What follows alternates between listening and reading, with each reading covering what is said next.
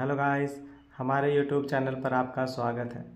अगर आपको वीडियोस पसंद आ रही हैं तो प्लीज़ लाइक करें, कमेंट करें और शेयर करें। अगर आपने चैनल को अभी तक सब्सक्राइब नहीं किया है तो प्लीज़ चैनल को सब्सक्राइब करें। अंतरा को मिस्टर शैडो ने फ़ोन पर बताया था कि आहूजा ग्रुप बैंकक्रप्ट हो चुका है और उसी के साथ रुद्र और मधु अब गरीब लोगों की गिनती में आ गए हैं। यह सब सुनकर अंतरा को समझ नहीं आ रहा था कि उसे खुश होना चाहिए या नहीं। यह बात सच थी कि वो रुद्र और मधु से बहुत नफरत करती थी। उन दोनों ने अंतरा को जो दुख दिए थे उसे शब्दों में बयान नहीं किया जा सकता था, लेकिन फिर भी अंतरा ने जब यह खबर सुना तो वह थोड़ा हैरान रह गई थी। अचानक से आहूजा ग्रुप जैसी बड़ी कंपनी की ऐसी हालत होने के लिए कौन जिम्मेदार हो सकता था? अंतरा को इस सवाल का जवाब ढूंढने की ज़रूरत नहीं थी। अंतरा ने धीरे से मिस्टर शैडो से पूछा, आपने कहा था कि आप एक हफ्ते में सारे काम निपटा देंगे, तो क्या आपने ही यह सब? अंतरा ने अपना सवाल अधूरा ही छोड़ दिया। मिस्टर शैडो ने अंतरा से कहा, तुम्हारा सवाल मैं समझ गया अंतरा, लेकिन उसका जवाब देने के बदले मैं भी तुमसे एक सवाल पूछना चाहता हूँ। क्या तुम महेश दीक्षित से नफरत करती हो? इसमें कोई शक नहीं था। अंतरा ने तुरंत जवाब दिया, हाँ, मैं उससे बहुत नफरत करती हूँ। यह सुनकर मिस्टर शैडो ने कहा, अगर मैं तुम्हें बदला लेने का मौका दूं तो तुम उसका क्या हाल करना चाहोगी? अंतरा ने अपने दांत पीसते हुए कहा, मैं चाहती हूं कि वह अपनी इज्जत खो दे, जो कि उसके लिए अपनी जान से भी प्यारी है, और फिर घुटने टेक कर मेरी माँ की मौत के लिए पश्चाताप करे।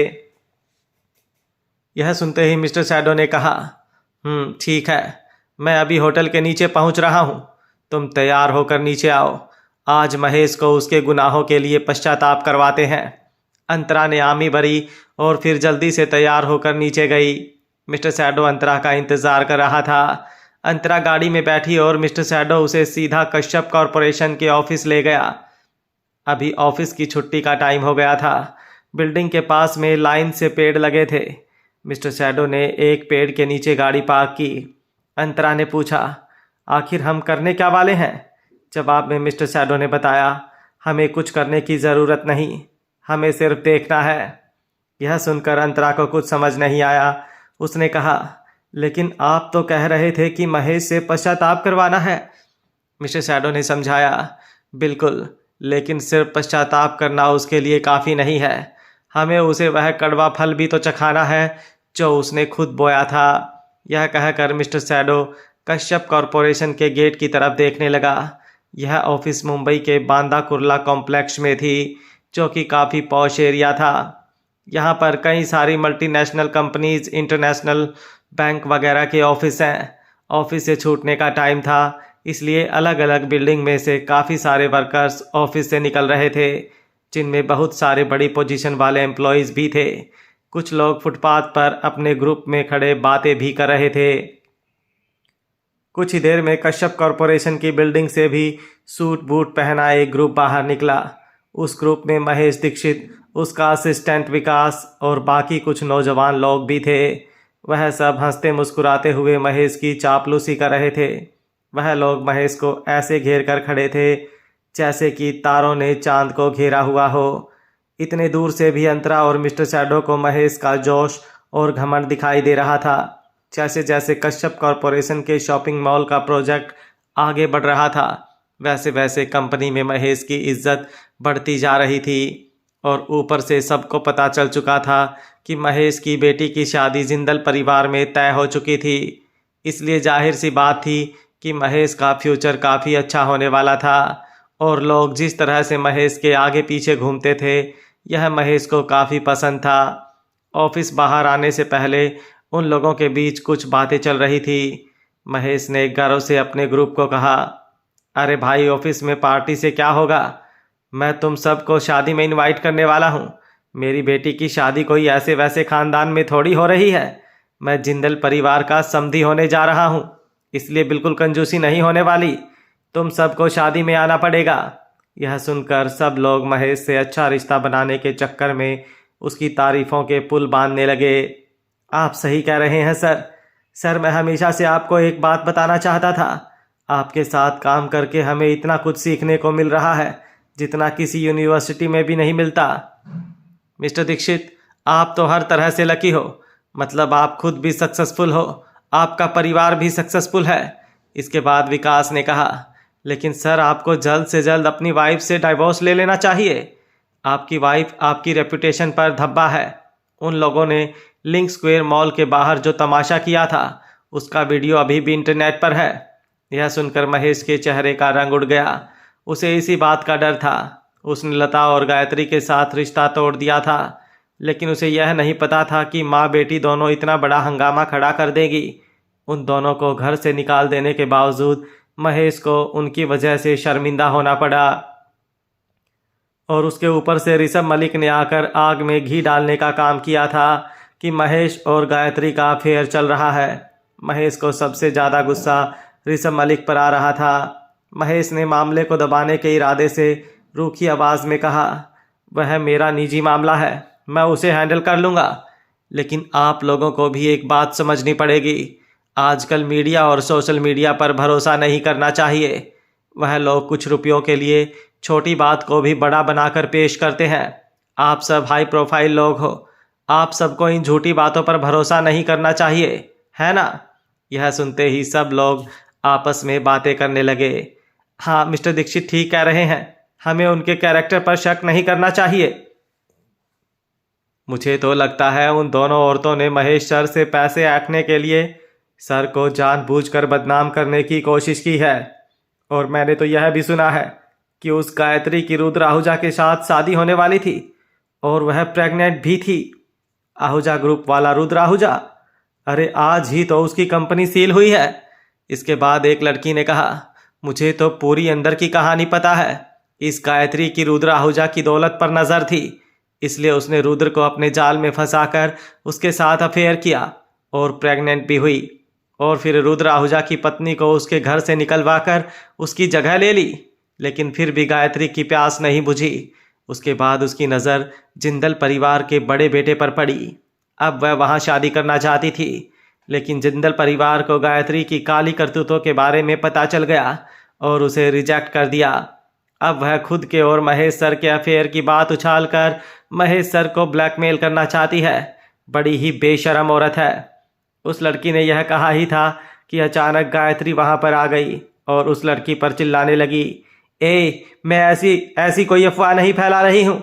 वह सब उस कमीने ऋषभ मलिक ने कहा था और तू बिना सच्चाई जाने कुछ भी बोले जा रही है साली।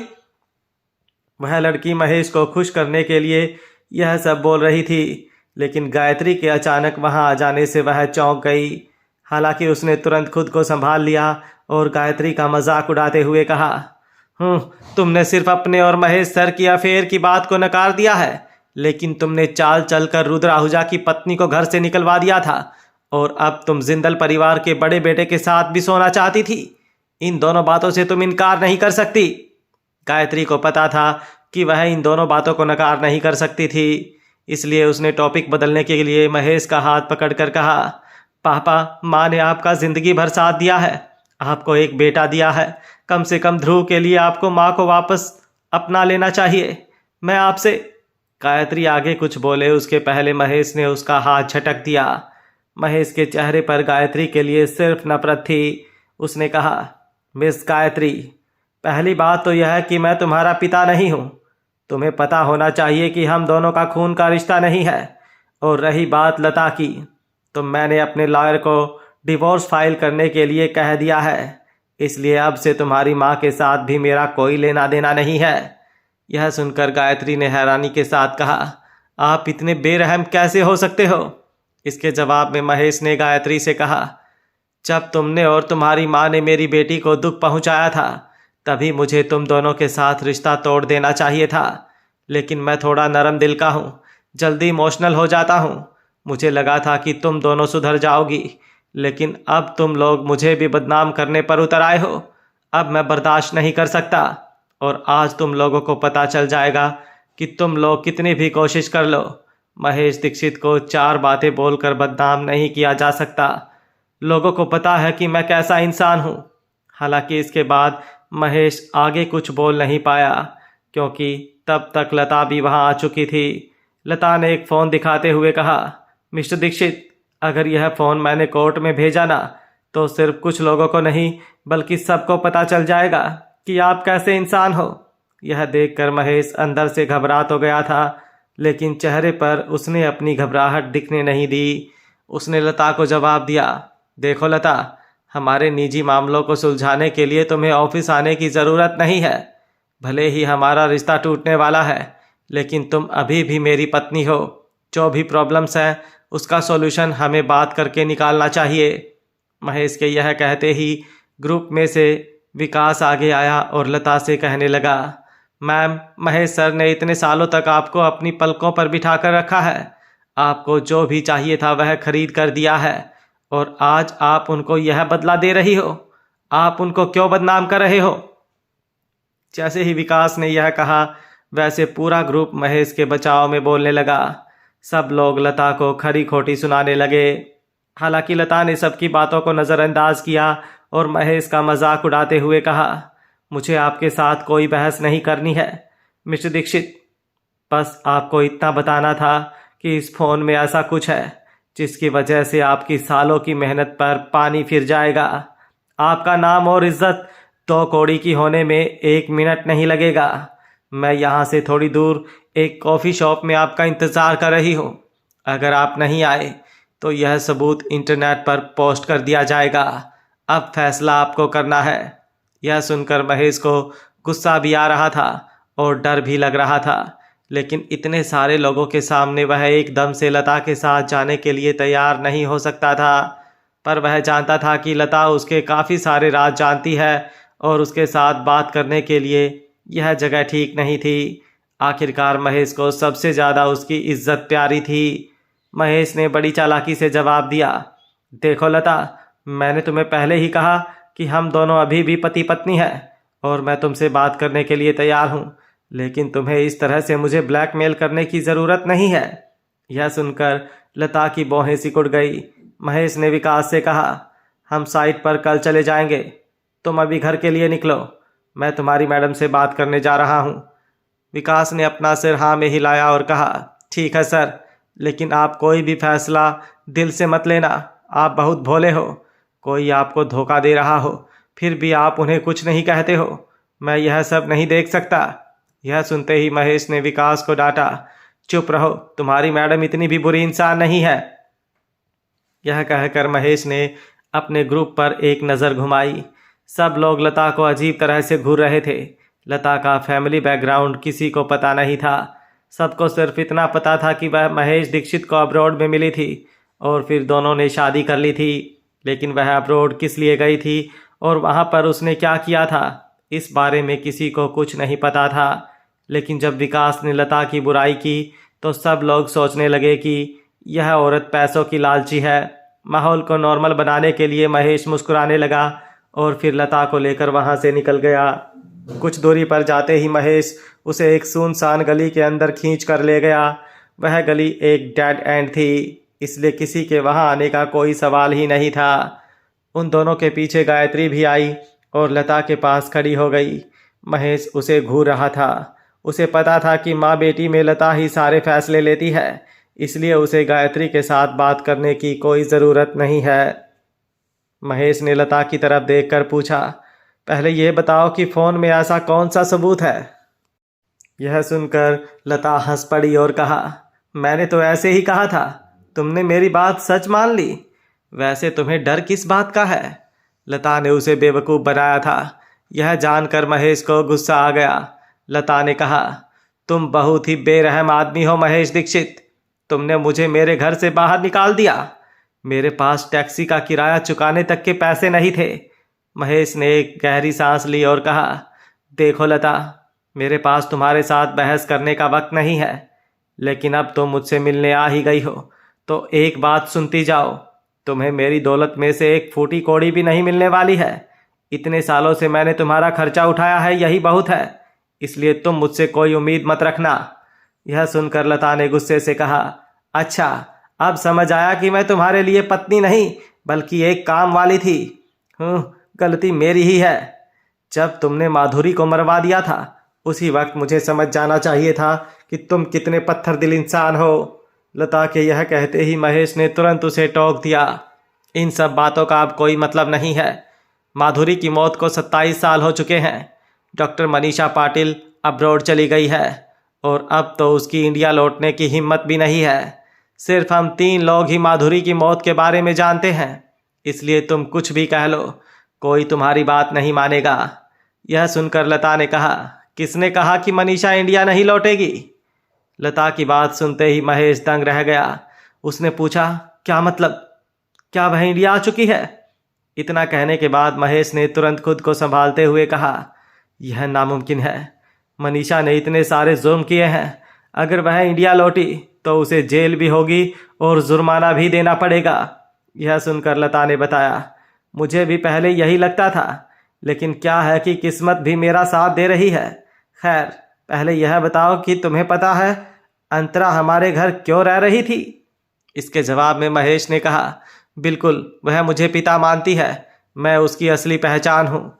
जब उसकी जिंदल परिवार में शादी होगी तो मेरे होने से उसका अपने ससुराल में कॉन्फिडेंस बढ़ेगा। महेश की बेवकूफ़ों जैसी बातें सुनकर लता को हंसी आ गई।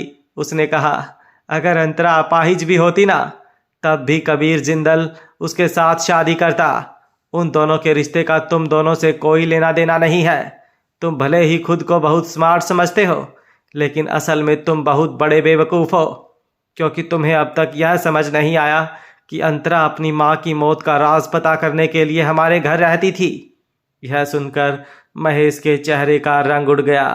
महेश अच्छी तरह से जानता था कि माधुरी की मौत कैसे हुई थी और उसे अंतरा के मिजाज का भी पता था।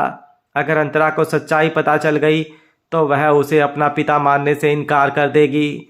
फिर जिंदल परिवार के सामने महेश की कोई इज्जत नहीं रह जाएगी, और अगर ऐसा हुआ तो ना ही उसके लिए कश्यप कॉरपोरेशन में कोई जगह रहेगी और ना ही इंडस्ट्री में। हालांकि महेश को पता था कि लता के पास कोई सबूत नहीं है। जब तक वह इस बात को स्वीकार नहीं करेगा तब तक लता उसका कुछ नहीं बिगाड़ सकती।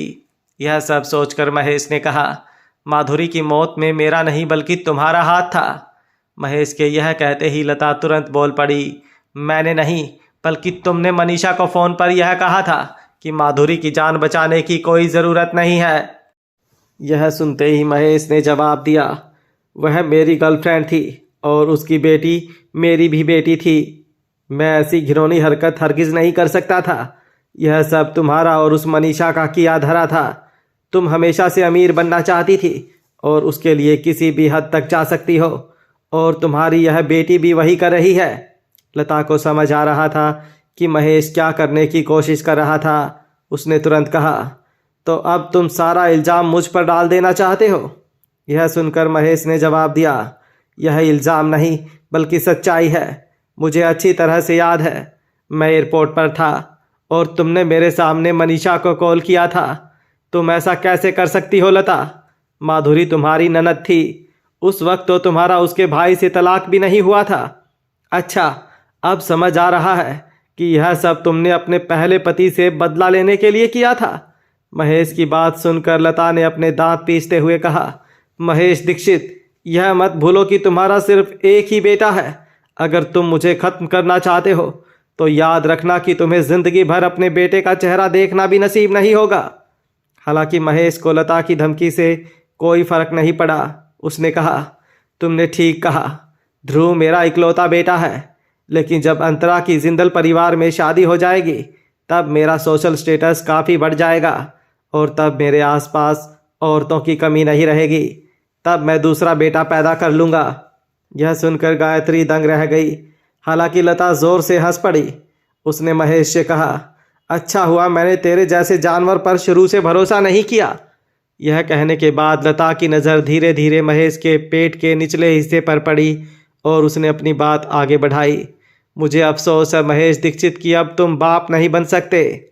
लता के इस तरह देखने से महेश नर्वस हो गया।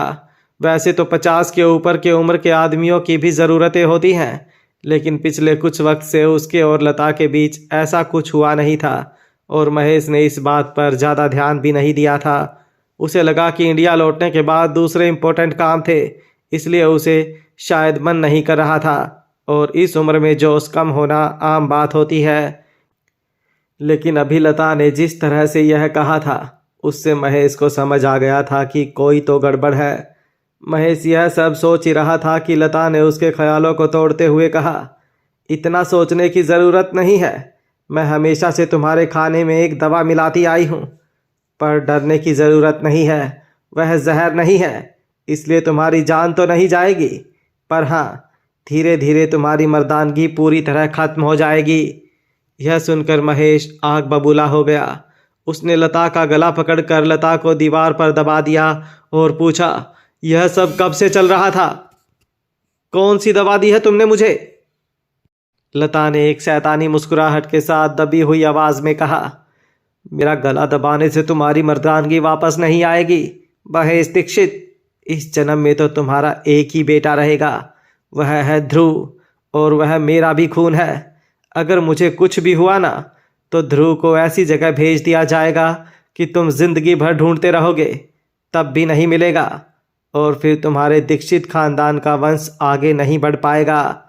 यह सुनकर महेश ने लता को ज़मीन पर फेंक दिया और कहा, कमीनी, अगर मुझे पता होता कि तू इतनी घटिया औरत है तो मैं कभी तेरी बातों में आता ही नहीं। लता ने खांसते हुए कहा, तो तुम्हारा कहना है कि मैंने तुम्हें अपने जाल में फंसाया था? महेश ने जवाब दिया, और नहीं तो क्या, अगर तेरी जगह माधुरी होती तो वह ऐसा कभी नहीं करती। यह सुनकर लता ने मजाक उड़ाते हुए कहा, पर माधुरी ने एक बेटी को जन्म दिया था। तुम भूल गए कि इसी वजह से तुमने उन दोनों को अकेला छोड़ने का फैसला किया था।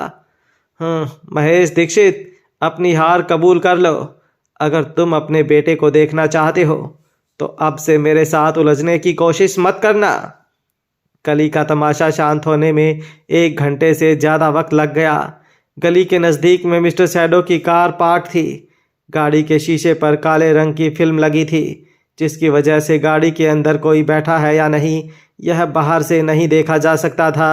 मिस्टर शैडो ने अंतरा की तरफ देखकर पूछा, यह तमाशा और देखना चाहती हो?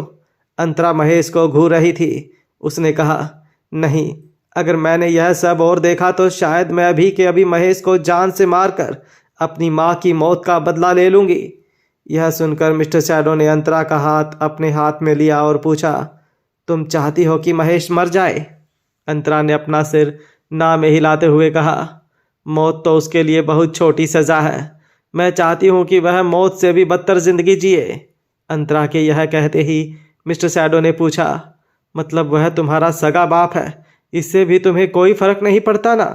यह सुनकर अंतरा ने अपना सिर ना में हिलाते हुए कहा, मेरा कोई सगा बाप नहीं है, मेरे सिर्फ 2 मामा हैं। मिस्टर शैडो ने हाँ में सर हिलाया और गाड़ी स्टार्ट करके वहाँ से निकाली। कुछ देर बाद मिस्टर शैडो ने अंतरा से पूछा, अब तुम तन्वी से मिलने जाना चाहती हो? अंतरा अभी तक गहरे ख्यालों में डूबी थी। उसने बहुत देर बाद जवाब दिया, हाँ, मुझे उससे मिलना है। यह सुनकर मिस्टर शैडो ने कहा, ठीक है, तुम तन्वी से मिल लेना, मुझे विक्रांत के साथ कुछ बात करनी है। स्टारलाइट एंटरटेनमेंट के ऑफिस के बाहर दिन रात फोटो जर्नलिस्ट घूमते रहते और काफ़ी सारे फैंस का भी जमावड़ा रहता है, ताकि उन्हें अपने फेवरेट सेलिब्रिटी या एक्टर की एक झलक दिख जाए। फोटो जर्नलिस्ट और रिपोर्टर्स इसलिए घूमते रहते हैं ताकि छोटी से छोटी खबर भी उनकी नज़रों से छूट ना जाए। हालांकि वह लोग यह सब पैसों के लिए करते थे। स्टारलाइट एंटरटेनमेंट के ऑफिस के गेट के अंदर जाते वक्त मिस्टर शैडो की नज़र बाहर घूम रहे रिपोर्टर्स पर पड़ी। उसने गाड़ी गेट के अंदर ले जाकर पार्क की और अंतरा से कहा, इस दुनिया को 2 ही चीज़ें चला रही हैं, एक है इमोशंस और दूसरा पैसा। दुनिया में 2 टाइप के लोग होते हैं, एक वह जो इमोशंस के लिए सब कुछ छोड़ सकते हैं, और दूसरे वह जो पैसों के लिए इंसानियत को भी भुला देते हैं। अंतरा ने मिस्टर शैडो की बात पूरी करते हुए कहा, महेश और लता दूसरे टाइप के लोग हैं। यह सुनकर मिस्टर शैडो ने मुस्कुराकर कहा, लेकिन तुम और मैं पहले टाइप के हैं, हम दोनों काफ़ी हद तक एक जैसे हैं। यह सुनते ही अंतरा ने अचानक पूछ लिया, आपकी पुरानी गर्लफ्रेंड कौन से टाइप में आती है? यह पूछने के बाद अंतरा को अफसोस हुआ कि उसे कम से कम इस वक्त ऐसा सवाल नहीं पूछना चाहिए, लेकिन यह मामला अंतरा के दिमाग से निकलने का नाम ही नहीं ले रहा था। मिस्टर शैडो ने कहा, अंतरा, इस सवाल का कोई मतलब नहीं है। अंतरा सीट पर अपना सिर टेक कर बैठी हुई सामने देख रही थी। उसने बिना मिस्टर शैडो की तरफ देखे कहा, शायद मुझे यह सवाल पूछने का हक नहीं है, क्योंकि मैं खुद रुद्र की पत्नी थी, भले ही मैरिज सर्टिफिकेट नकली था। यह सुनते ही मिस्टर शैडो ने कहा, मेरा वह मतलब नहीं था। अंतरा ने अपनी आंखें बंद की और कहा, सॉरी मिस्टर शैडो, आज मेरा मूड बहुत ख़राब है। अंतरा ने अपनी आंखें बंद की और कहा, सॉरी मिस्टर शैडो, आज मेरा मूड बहुत ख़राब है। मेरे मन में जो भी आया वह बोल दिया, उसके लिए माफ़ी चाहती हूँ। मैं आपको दोष नहीं दे सकती। आप मुझसे 4 साल बड़े हो और आपके परिवार का जो स्टेटस है उस हिसाब से जाहिर सी बात है कि आपके आसपास लड़कियां घूमती होंगी। मैं बस थोड़ा दुखी हो गई थी। आपके भाई नैतिक ने मुझे बताया था कि आपने हमेशा से सिर्फ मुझे पसंद किया है। मैंने भी बेवकूफ़ों की तरह उसकी बात मान ली, क्योंकि आपने खुद मुझसे कहा था कि आप किसी लड़की से प्यार करते थे जो आपकी नहीं हो सकी थी।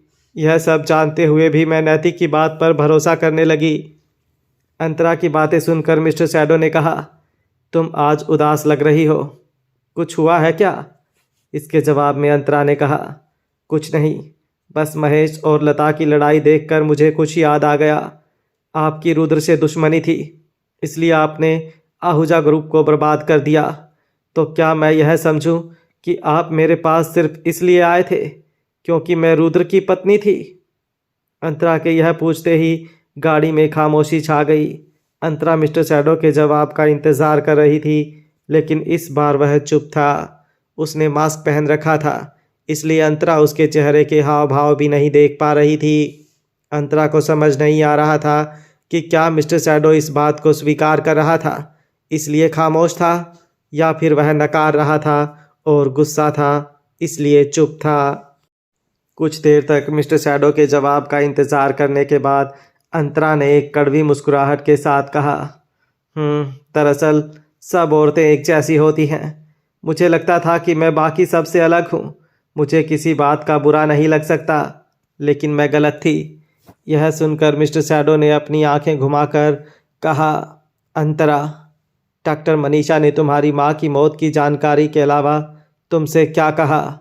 इसके जवाब में अंतरा ने बताया, वही जो मैं पहले से जानती थी। इतना कहने के बाद अंतरा ने अचानक से कहा, मिस्टर शैडो, मुझे आपसे कुछ पूछना है, क्या आप जवाब दोगे? आज मुझे सिर्फ सच सुनना है। मिस्टर शैडो ने अपनी नज़रें झुकाकर कहा, अंतरा, मैं जानता हूँ कि आज मुझे तुम्हें सब कुछ सच सच बताना था, लेकिन मुझे 2 दिन और चाहिए, क्योंकि यह सुनते ही अंतरा ने मिस्टर शैडो की बात पूरी करते हुए कहा, क्योंकि 2 दिन में कोर्ट में भी रुद्र ग्रुप की बैंकरप्सी के केस का जजमेंट आ जाएगा और फिर रुद्र और मधु सड़क पर आ जाएंगे। मतलब मैं सही थी, आपका मकसद सिर्फ आहूजा खानदान को बर्बाद करना था, है ना? मिस्टर शैडो ने कोई जवाब नहीं दिया। अंतरा ने गहरी सांस ली और कह दिया, आपके लिए आहूजा ग्रुप को हराना बहुत आसान काम था, लेकिन सबसे मुश्किल काम रुद्र से सब कुछ छीनना था। बैंकरप्सी के बाद नीलामी में आप आहूजा ग्रुप की कंपनीज हासिल करने वाले थे। उसकी हर एक प्रॉपर्टी, हर चीज़ को अपना बनाना चाहते थे। आप रुद्र को एक अमीर आदमी से सड़क छाप होते हुए देखना चाहते थे। उसके साथ उसकी माँ को भी सड़क पर लाना चाहते थे। रुद्र का सब कुछ आप पैसों की ताकत से छीन सकते थे, सिवाय एक चीज़ के, रुद्र की पत्नी। यह कहते हुए अंतरा की आंखें नम हो गई थी। उसने आगे कहा, मिस्टर शैडो, अगर मैं गलत नहीं हूँ तो आपका असली नाम रणवीर आहूजा है।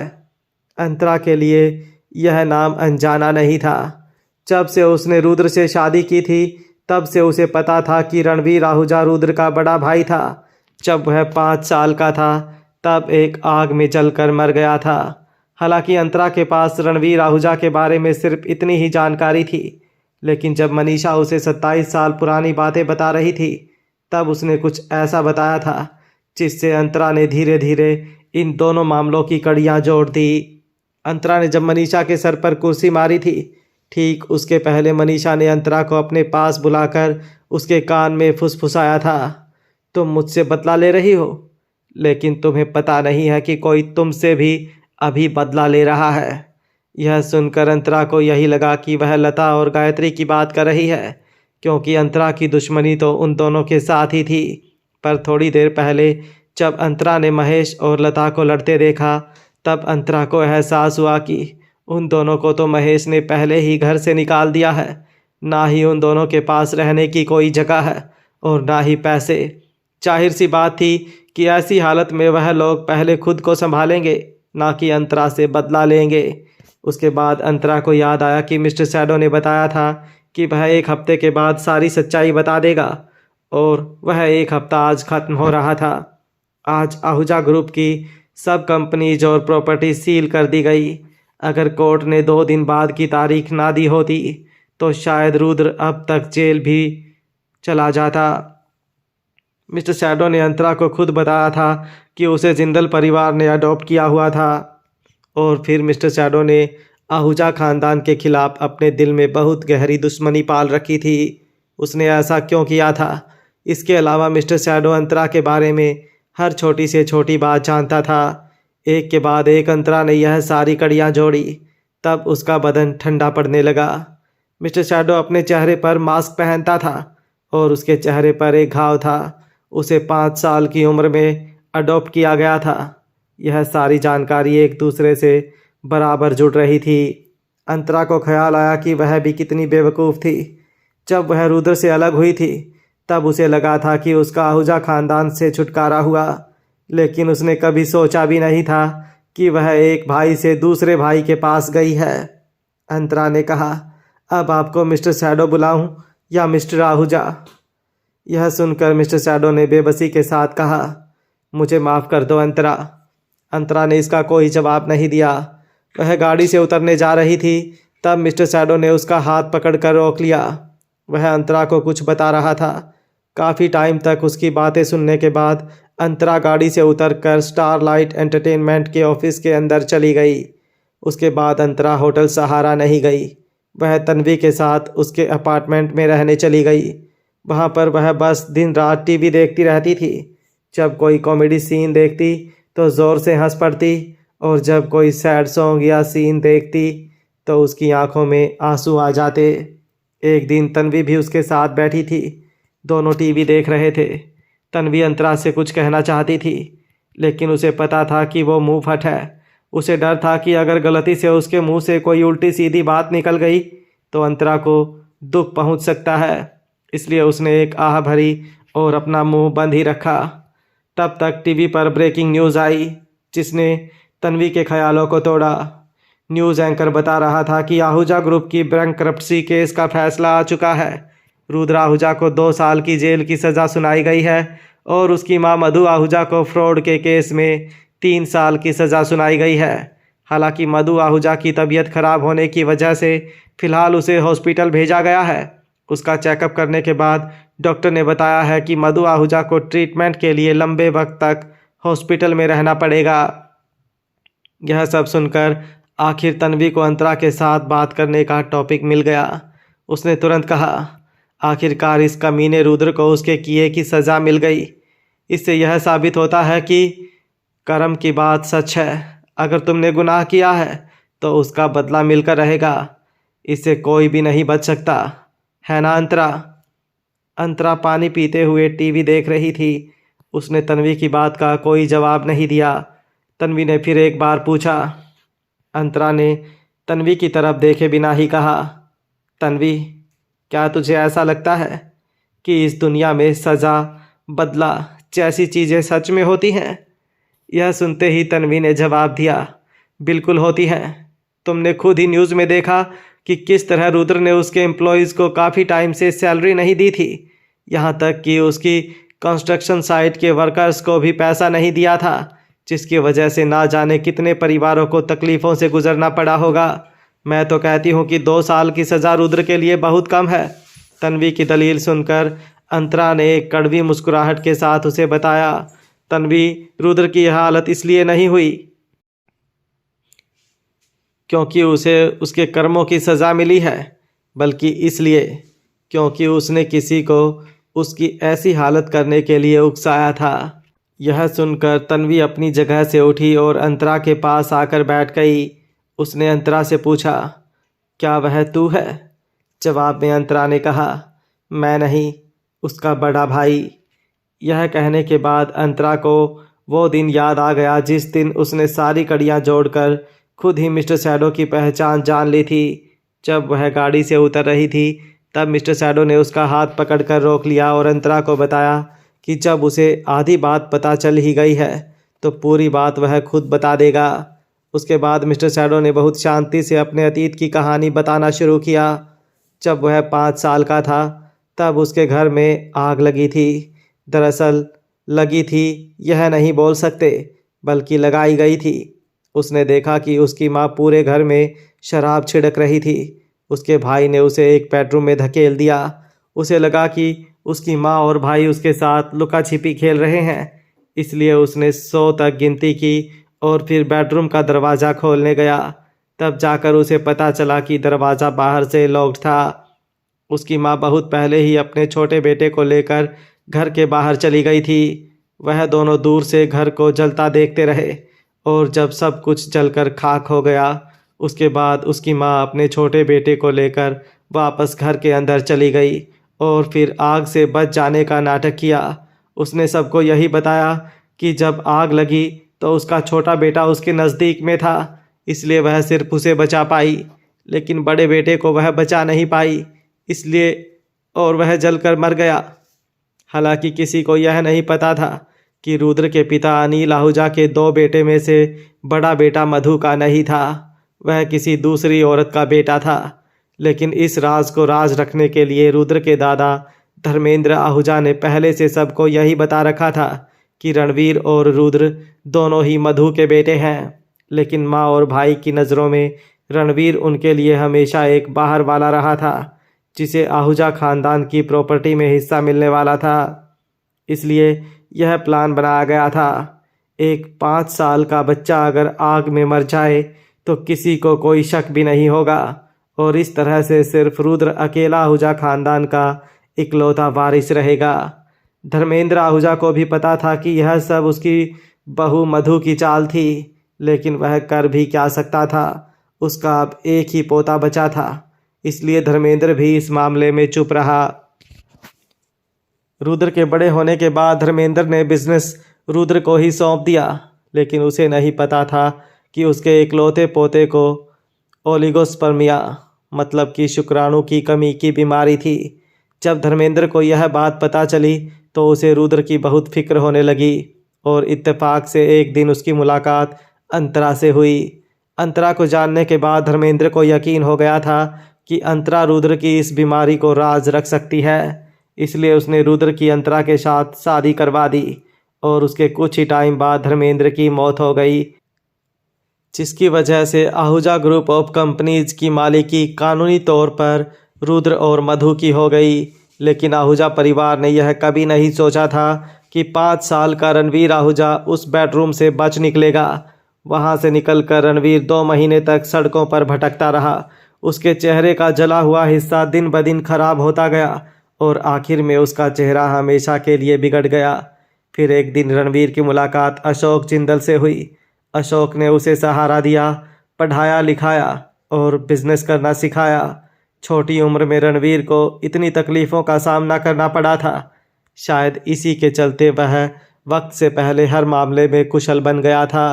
उसके बाद अशोक और किरण की शादी हुई और किरण भी रणवीर को सौतेला बेटा ही मानती थी, जिस वजह से अशोक की माँ ने रणवीर को अपने पास रख लिया और उसे एक नया नाम दिया, कबीर। इस तरह से रणवीर आग में जलकर मर गया और कबीर ने मास्क पहनकर नया जन्म लिया। मिस्टर शैडो ने अंतरा से कहा, मैं वैसे भी तुम्हें 2 दिन बाद यह सब बताने वाला था। इस बार मैं कुछ भी नहीं छुपाने वाला था। फ़र्क सिर्फ इतना है कि तुम्हें पहले ही पता चल गया। यह सुनकर अंतरा ने अपनी आंखें मूंद ली। वह पिछले 6 महीने से इस राज को जानने के लिए बेसब्र थी, लेकिन उसने सोचा नहीं था कि उसे इस तरह से गाड़ी में बैठे हुए नॉर्मल बातें करते करते अचानक से अपने सवालों के जवाब मिल जाएंगे। अंतरा को अपनी ज़िंदगी के 2 बड़े सच जानने का बेसब्री से इंतज़ार था। पहला अपनी माँ की मौत के पीछे की हकीकत और दूसरा मिस्टर शैडो की आइडेंटिटी। और इत्तेफाक से यह दोनों सच लगभग उसे एक साथ पता चले।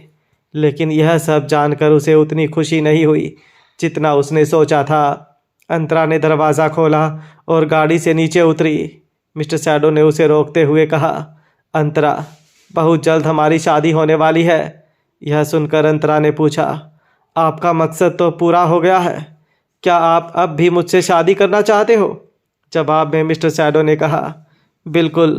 यह सुनते ही अंतरा बोल पड़ी, लेकिन मुझे अब सोचने के लिए वक्त चाहिए। इसके बाद मिस्टर शैडो ने कोई जोर नहीं दिया, क्योंकि उसे पहले से पता था कि जिस दिन अंतरा को यह बात पता चलेगी उस दिन उसके पैरों तले से ज़मीन खिसक जाएगी। गाड़ी से उतरने के बाद अंतरा सीधी स्टारलाइट एंटरटेनमेंट के ऑफिस के अंदर गई। अंदर जाकर उसने तन्वी से कह दिया कि वह फ़िलहाल उसके साथ उसके अपार्टमेंट में रहना चाहती है। पूरी कहानी सुनने के बाद तन्वी अंतरा को कुछ बता रही थी, तब अंतरा का फ़ोन बजा। तन्वी अंतरा को बता रही थी, देख अंतरा, मैंने शुरू से देखा है कि मिस्टर शैडो ने तेरा किस तरह से ख्याल रखा है। अगर उसके रणवीर आहूजा होने की वजह से तूने उसके साथ शादी करने से मना कर दिया तो तू गलत कर रही है। मुझे नहीं लगता कि उसे आहूजा ख़ानदान से बदला लेना था, सिर्फ इसलिए उसने तेरे साथ रिश्ता बनाया था। मेरा यह मानना है कि वह तुझे पसंद करते हैं। यह सुनकर अंतरा ने अपने कंधे उछालते हुए कहा, हो सकता है। तन्वी ने अंतरा से पूछा, तूने पिछले जन्म में आहूजा ख़ानदान का कुछ बिगाड़ा था क्या, जो इस जन्म में तेरा 2 बार आहूजा ख़ानदान के साथ रिश्ता बना? यह सुनकर अंतरा को ख्याल आया कि इतना ही नहीं, अब उसके पेट में आहूजा ख़ानदान का वारिस भी है। यह सोचते हुए अंतरा ने अपने पेट पर हाथ रखा। तब तक उसका फ़ोन बजा। तन्वी ने अंतरा को फ़ोन पास करते हुए कहा, मिस्टर शैडो का कॉल है। यह सुनकर अंतरा ने तन्वी को ही कॉल उठाने कह दिया। तन्वी ने हाँ में अपना सर हिलाया और कॉल उठाकर कहा, हेलो मिस्टर शैडो, कैसे हो? अंतरा अभी वॉशरूम में है, आप चाहे तो मैं आपका मैसेज उस तक पहुंचा दूंगी। सामने से मिस्टर शैडो की बात सुनकर धीरे धीरे तन्वी के चेहरे का रंग उड़ने लगा और फिर उसने सदमे में ही कॉल कट कर दिया। अंतरा ने भी तन्वी के बदलते हाव भाव को नोटिस किया। उसने तुरंत तन्वी से पूछा, आखिर हुआ क्या, कुछ बोलेगी भी? जवाब में तन्वी ने कहा, मिस्टर शैडो ने बताया कि डॉक्टर मनीषा मर गई। यह सुनकर जैसे अंतरा के पैरों तले से ज़मीन ही खिसक गई। डॉक्टर मनीषा मर गई? आखिर उसकी मौत कैसे हुई? अंतरा ने जो हमला किया था, क्या उसकी वजह से उसकी मौत हो गई? लेकिन यह कैसे हो सकता था? अंतरा के मनीषा पर हमला करने के तुरंत बाद तन्वी और विक्रांत ने मामले को संभाल लिया था। अंतरा अफसोस कर रही थी कि उसे घायल मनीषा को उसके हाल पर नहीं छोड़ना चाहिए था। तन्वी भी अच्छी तरह समझ रही थी कि मनीषा की मौत से अंतरा को बहुत बड़ा झटका लगा था। तन्वी जानती थी कि मनीषा ही एकलौती गवाह थी जो यह साबित कर सकती थी कि माधुरी की मौत के पीछे महेश और लता का हाथ था। तन्वी खुद भी हैरान थी। उसने अंतरा को बताया, कह रहे हैं कि बहुत खून बहने की वजह से मनीषा की मौत हुई है, लेकिन यह कैसे हो सकता है? मुझे अच्छी तरह से याद है, उस रात विक्रांत डॉक्टर को लेकर आया था। मेरे सामने मनीषा का ड्रेसिंग किया गया था और पट्टी बांधी गई थी। तब तो उसके सर से खून बहना भी बंद हो गया था। अंतरा ने बहुत ध्यान से तन्वी को सुना, फिर पूछा, जब तुम और विक्रांत उस फार्म हाउस से निकले तब भी मनीषा वही थी? क्या तुम लोगों के अलावा कोई और मौजूद था वहाँ? तन्वी ने ना में सर हिलाते हुए कहा, पता नहीं, मनीषा एक भागी हुई मुजरिम है, तो उसके छुपने के लिए उससे बेहतर जगह और क्या हो सकती थी? लेकिन वह खुद से तो कहीं जाएगी नहीं। वैसे मनीषा को वहाँ रखने का आइडिया ऋषभ का था। कहीं ऐसा तो नहीं कि मेरे और विक्रांत के वहाँ से निकलने के बाद ऋषभ वापस लौटा हो और उसी ने मनीषा का मर्डर किया हो ताकि तुम्हारे लिए बदला ले सके? यह सब सोच सोच कर तन्वी ने चिढ़ते हुए कहा, हम सबको पता है कि ऋषभ का मिजाज कैसा है, लेकिन उसे समझना चाहिए था कितनी मुश्किल से मनीषा हाथ लगी थी। तुम्हारी माँ के साथ जो भी गलत हुआ उसकी इकलौती गवाह थी वह। आखिर ऋषभ ऐसा कैसे कर सकता है? अंतरा मनीषा की मौत की खबर को हजम नहीं कर पा रही थी। उसकी माँ की मौत के राज को बहुत कम लोग जानते थे। महेश और लता बहुत शातिर हैं, इसलिए वो कभी भी अपना गुनाह कबूल नहीं करेंगे। गायत्री वैसे ही बेवकूफ़ है और तब तो वो पैदा भी नहीं हुई थी, इसलिए उसे तो तब क्या हुआ था यह पता भी नहीं है। सिर्फ एक मनीषा ही बची थी। उसने अपनी आंखों के सामने माधुरी को मरते हुए देखा था। महेश ने खुद फ़ोन करके मनीषा को बोला था कि वह माधुरी की जान ना बचाए। महेश के खिलाफ अगर कोई गवाही दे सकता था तो वो सिर्फ मनीषा थी। अब मनीषा की मौत के साथ माधुरी की मौत का सच भी दफन हो गया था। रही बात ऋषभ की, तो भले ही उसका स्वभाव गुस्सैल है, लेकिन वो बेवकूफ़ नहीं है। बिना एयरक्राफ्ट के किसी को चोरी छुपे अब्रोड से ज़िंदा वापस लाना मुमकिन नहीं था, लेकिन फिर भी उसने जोखिम उठाया और मनीषा को यहाँ लेकर आया। इतना सब करने के बाद मनीषा को मारकर ऋषभ अपनी ही मेहनत पर क्यों पानी फेर देगा? तो फिर और कौन था जिसे इस जगह की जानकारी थी? अंतरा को कुछ समझ नहीं आ रहा था। दूसरी तरफ तन्वी इतने गुस्से में थी कि उसने ऋषभ का नंबर डायल कर दिया। काफ़ी रिंग बजने के बाद ऋषभ ने कॉल आंसर किया। उसकी आवाज़ बहुत दबी हुई थी, जैसे कि वह अभी अभी नींद से जागा हो। उसने कॉल उठाकर कहा, तन्वी, तुम मुझे क्यों कॉल कर रही हो? अगर कोई काम है तो मेरे भाई से बात करो। तन्वी ने गुस्से से कहा, तुम सो रहे हो? तुम्हें पता भी है मनीषा मर गई? ऋषभ बहुत नींद में था। उसे तुरंत समझ नहीं आया। उसने पूछा, क्या? किस मनीषा की बात कर रही हो? यह सुनकर तन्वी ने अपना गुस्सा दबाते हुए कहा, अरे वही गायनेकोलॉजिस्ट डॉक्टर मनीषा, जिसे तुम फ्रांस से लेकर आए थे। और कौन? यह सुनते ही ऋषभ एक झटके से उठा और पूछा, क्या? लेकिन यह कैसे हो सकता है? विक्रांत ने उसकी ट्रीटमेंट के लिए बहुत अच्छे डॉक्टर को अपॉइंट किया था। यहाँ तक कि डॉक्टर ने यह भी कहा था कि खून बहना रुक गया है, इसलिए अब उसकी जान को कोई खतरा नहीं है। फिर इतने दिनों बाद उसकी मौत कैसे हुई? तन्वी ने कहा, मुझे क्या पता। जब डॉक्टर ने यह सब कहा तब मैं भी वही थी, लेकिन अब वह मर चुकी है। यह भी सच है। ऋषभ बहुत बेचैन हो उठा। उसने अपने सर को खुजाते हुए कुछ सोचा और पूछा, एक मिनट, तुम्हें यह बात किसने बताई? जवाब में तन्वी ने कहा, मिस्टर शैडो ने। यह सुनकर ऋषभ चौंक गया और बोला, लेकिन उसे कैसे पता चला कि मनीषा मर गई है? वह फार्म हाउस गया था, लेकिन उसे वहाँ के बारे में कैसे पता चला? तन्वी ने कहा, मुझे नहीं पता। वैसे भी मिस्टर शैडो की पहुँच बहुत दूर दूर तक है, इसलिए अगर उन्हें पता है तो इसमें हैरानी की बात नहीं है। मैं बस तुमसे यह पूछना चाहती थी कि फार्म हाउस पर हम लोगों के अलावा और कौन गया था? ऋषभ अभी भी मिस्टर शैडो पर अटका हुआ था। उसने तन्वी को बताया, नहीं, कबीर तो फार्म हाउस पर कभी नहीं गया। लेकिन फिर उसे कैसे पता चला कि मनीषा वहाँ थी और उसकी मौत हो गई है? दरअसल तन्वी को भी यह बात सता रही थी। उसे समझ नहीं आ रहा था कि वो क्या कहे। अपनी उंगलियों से वह गिनती करने लगी। तन्वी, विक्रांत, ऋषभ और अंतरा वहाँ गए थे, लेकिन इन चारों में से कोई भी मनीषा को नुकसान पहुँचाने के बारे में सोच भी नहीं सकता। बस एक मिस्टर शैडो ही बचा था, लेकिन वह तो कभी वहाँ नहीं गया था। लेकिन फिर मनीषा की मौत की खबर मिस्टर शैडो को सबसे पहले कैसे मिली? क्या यह इत्तेफाक था या कुछ और? तन्वी यह सब सोच रही थी, तब ऋषभ की आवाज़ ने उसके ख्यालों को तोड़ा। खैर, जो भी हो, मैं अभी फार्म हाउस के लिए निकलता हूँ। वैसे अंतरा तो ठीक है ना?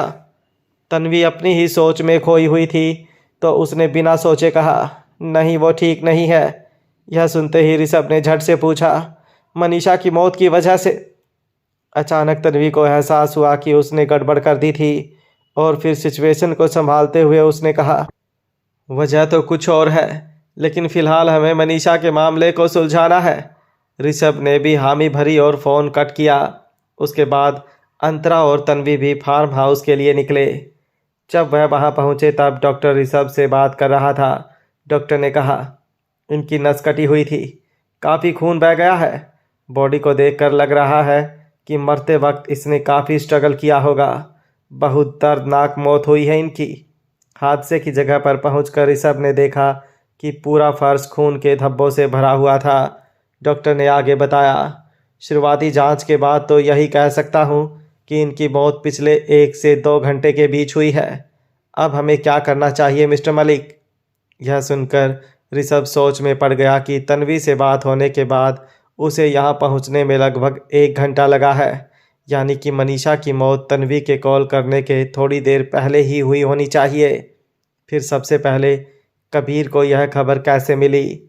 ऋषभ ने इन सब ख्यालों को अपने दिमाग से निकाला और अपने आदमियों से कहा, पहले लाश को ठिकाने लगाओ। पीछे खड़े लोगों ने हाँ में सर हिलाया और अपने काम पर लग गए। तन्वी और अंतरा काफ़ी निराश थे। ऋषभ ने भी इन दोनों को देखा पर कुछ कहा नहीं। तन्वी को यह सब देखकर चक्कर आने लगे। उसने अंतरा को कस के गले लगा लिया, लेकिन अंतरा की नज़रें मनीषा की गर्दन पर थी। मनीषा का गला काटा गया था, घाव बहुत गहरा था। तभी अचानक ऋषभ ने अपने माथे को थपथपाते हुए कहा, अब मुझे याद आया, लता और गायत्री भी यहाँ आए थे। यह सुनकर तन्वी और अंतरा दोनों हैरान रह गए। तन्वी गुस्से से बोल पड़ी, वो दोनों यहाँ कैसे पहुँची? अगर उन लोगों को पता था कि मनीषा को यहाँ रखा गया है तो मैं पक्के से कह सकती हूँ कि उन्होंने ही मनीषा को मारा होगा, क्योंकि मनीषा सिर्फ उन लोगों के लिए खतरा थी। अंतरा को भी कुछ समझ नहीं आ रहा था। तभी ऋषभ ने कहा, मैंने गलती कर दी, मैं ही उन दोनों को यहाँ लेकर आया था। यह सुनते ही अंतरा और तन्वी चौंक कर ऋषभ को देखने लगे। ऋषभ ने कहा, दरअसल मैं उन लोगों को बताना चाहता था कि अगर वो अंतरा को सताना बंद नहीं करेंगे तो मैं उनकी भी मनीषा जैसी हालत कर दूंगा। मैं बस उन दोनों को डराना चाहता था, पर मैंने यह कभी नहीं सोचा था कि मनीषा के ठिकाने के बारे में पता चलते ही वो लोग उसे मौत के घाट उतार देंगे। ऋषभ के यह कहने के बाद अचानक अंतरा ने कहा, नहीं, जिसने भी मनीषा का खून किया है वह कोई आदमी था। अंतरा की बात सुनकर डॉक्टर हैरान था कि एक सीधी सादी औरत को यह कैसे पता हो सकता है। डॉक्टर ने अंतरा की बात पर सहमति जताते हुए कहा, इन्होंने ठीक कहा, किसी औरत में इतनी ताकत नहीं हो सकती, यह किसी आदमी का काम होना चाहिए। इसी बीच अंतरा के फ़ोन की घंटी बजी। तन्वी ने पूछा कि क्या मिस्टर शैडो का कॉल है, लेकिन अंतरा ने सर ना में हिलाया और बताया कि कॉल जिंदल परिवार के घर से है। जब से अंतरा इंडिया लौटी थी तब से बाकी सारी चीज़ों में इतना उलझ कर रह गई थी कि उसे दादी के पास जाने का वक्त ही नहीं मिला था। कॉल उठाते ही सामने से कंचन ने बताया कि दादी माँ उसे याद कर रही हैं। अंतरा बिना वक्त गवाए जिंदल हाउस पहुँच गई। गेट के पास ही उसे कंचन मिल गई। अंतरा को देखकर वह बहुत खुश हो गई। उसने अंतरा से पूछा, इस बार आपने दादी को काफ़ी इंतज़ार करवाया अंतरा? अंतरा ने भी मुस्कुरा कर कहा, अब उनकी तबीयत कैसी है? जवाब में कंचन ने कहा, काफ़ी अच्छी है, अपने आने वाले छोटे कबीर का इंतज़ार कर रही है। कहती है कि अब मेरी तबीयत इतनी अच्छी हो गई है कि मैं अपने पड़पोते के साथ जी भर के खेल सकूंगी। कंचन के यह कहते ही दोनों हंस पड़ी। उसके बाद कंचन ने इधर उधर देखकर पूछा, वैसे छोटे मालिक कहाँ हैं? दादी ने उन्हें कॉल करके कहा था कि वह आपको यहाँ लेकर आए, मगर वो तो दिख ही नहीं रहे हैं, आपके साथ नहीं आए। यह सुनकर अंतरा ने कुछ सोचा और अपने बैग से फ़ोन निकाल कर चेक किया। सिग्नल फुल था और बैटरी भी चार्ज थी, यानी मिस्टर शैडो ने उसे अभी तक कॉल ही नहीं किया था। कॉल रिकॉर्ड में कोई मिस्ड कॉल भी नहीं दिख रहा था। अंतरा ने हल्के से मुस्कुराकर कहा, शायद काम के चक्कर में भूल गए होंगे, कोई बात नहीं। कंचन अंतरा की बात से सहमत नहीं हुई। उसने कहा, छोटे मालिक काम में बिजी हैं, ठीक है, मगर आप प्रेग्नेंट हो, उन्हें आपका ख्याल रखना चाहिए। अंतरा के पास मुस्कुराने के अलावा और कोई चारा नहीं था। यह सब बातें करते करते दोनों अटारी में आए। सामने दादी बैठी थी। अंतरा को देखकर उसके चेहरे पर बड़ी मुस्कुराहट आ गई। उसने कहा, आओ बेटा, मेरे पास आओ। अंतरा दादी के पास जाते ही दादी ने उसे गले लगाया और फिर अपने पास बिठाया। अंतरा का मूड मनीषा के मौत से काफ़ी ख़राब था, लेकिन वो दादी के जज्बातों को भी अच्छी तरह समझ रही थी, इसलिए नॉर्मल रहने की कोशिश कर रही थी। दादी ने अंतरा की जर्मनी की ट्रिप को लेकर कुछ बातें की और फिर अचानक पूछा, कबीर नहीं दिख रहा? अंतरा को समझ नहीं आ रहा था कि वह क्या जवाब दे। इससे पहले कि अंतरा कुछ बोले, कंचन ने कह दिया, छोटे मालिक नहीं आए हैं। यह सुनकर दादी को हैरानी हुई।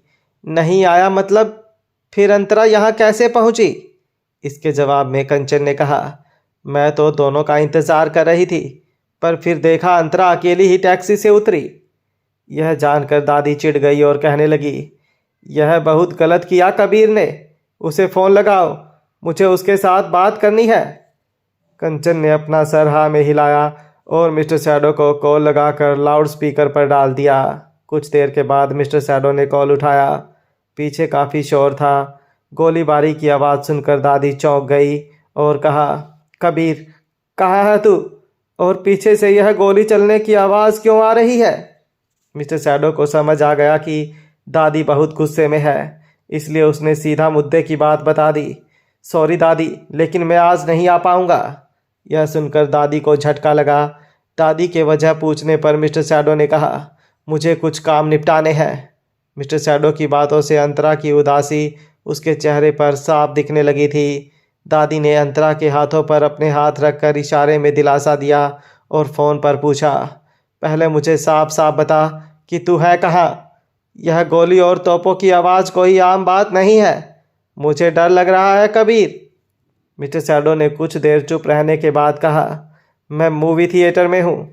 यह सुनते ही सब लोग चौंक गए।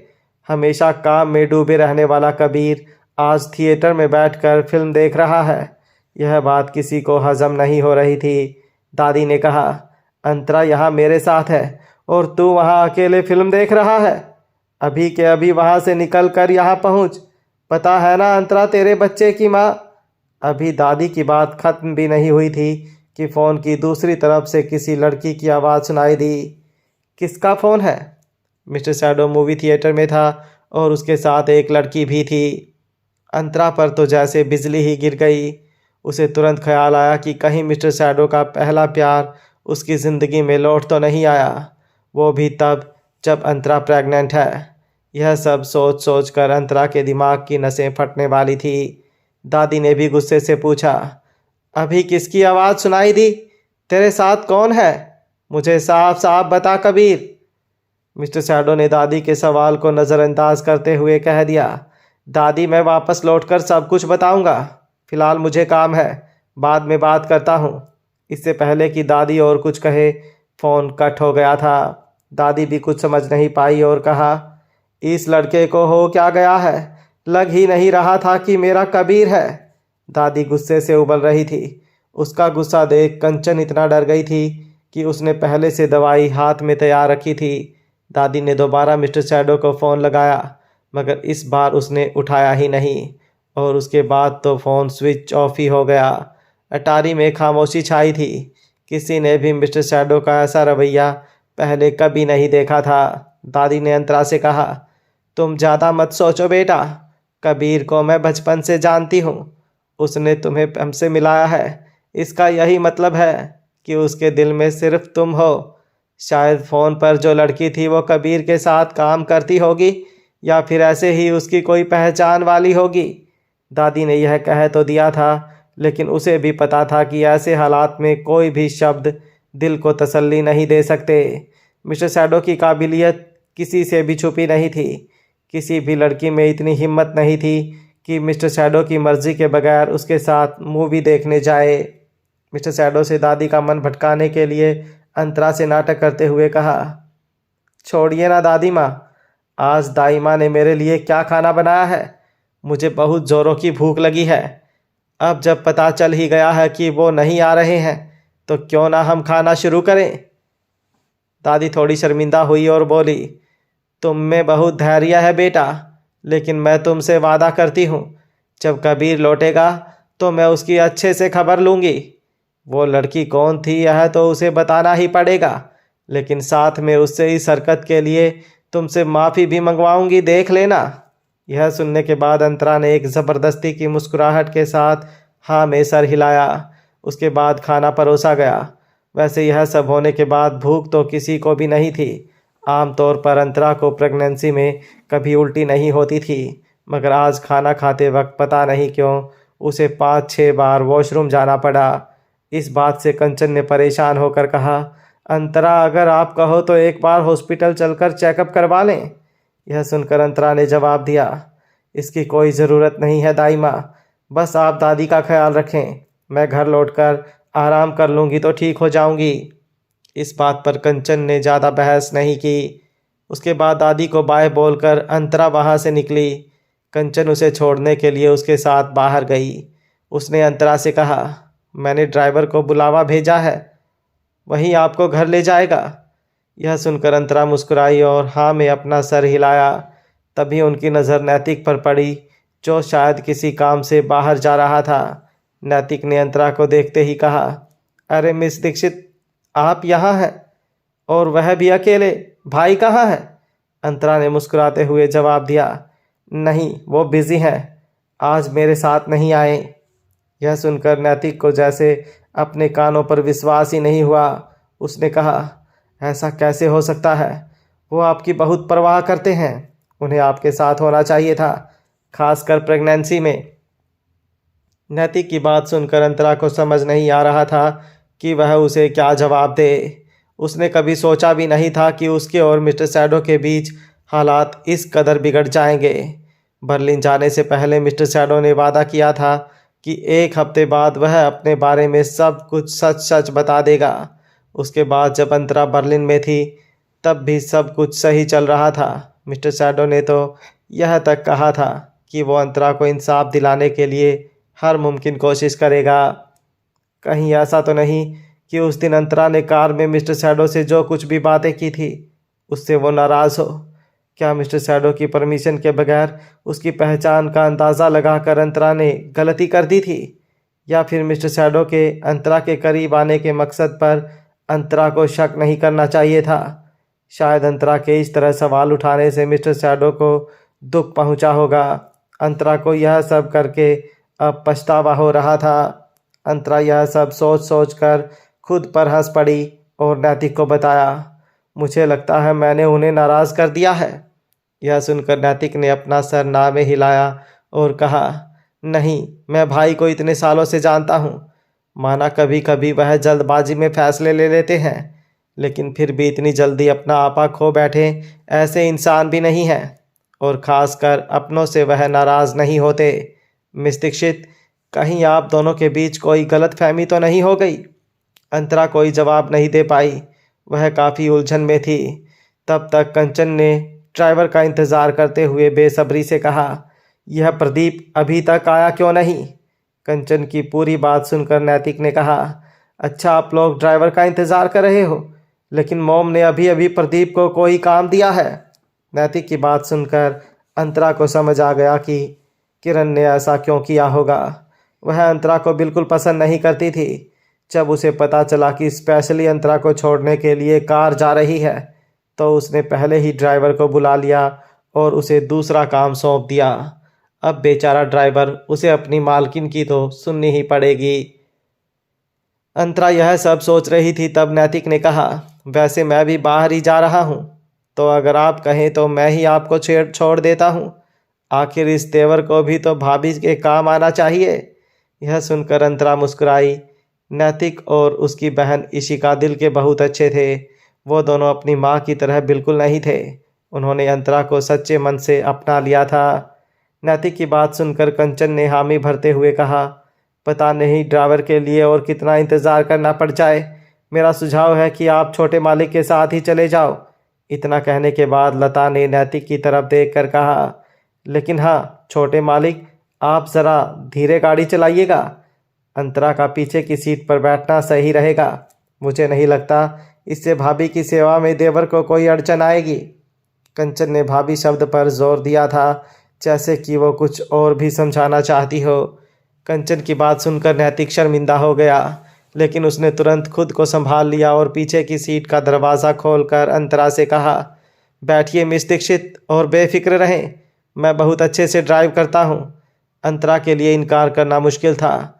उसने मुस्कुराकर नैतिक का शुक्रिया अदा किया और कार के अंदर बैठ गई। नैतिक भी मुस्कुराया और फिर ड्राइविंग सीट पर बैठ गया और फिर बेल्ट लगाते हुए उसने कंचन से कहा, दाई माँ फिक्र मत करो, दादी के पास जाओ, मैं मिस दीक्षित को सही सलामत घर छोड़ दूंगा। नैतिक की बात सुनकर कंचन ने मुस्कुराते हुए हाँ में सर हिलाया और इसी के साथ नैतिक ने वहाँ से गाड़ी निकाल ली। कुछ ही देर में गाड़ी मेन रोड पर पहुँच गई। नैतिक ने रियर व्यू मिरर से अंतरा को देखा। उसके सामने का रंग उड़ा हुआ था।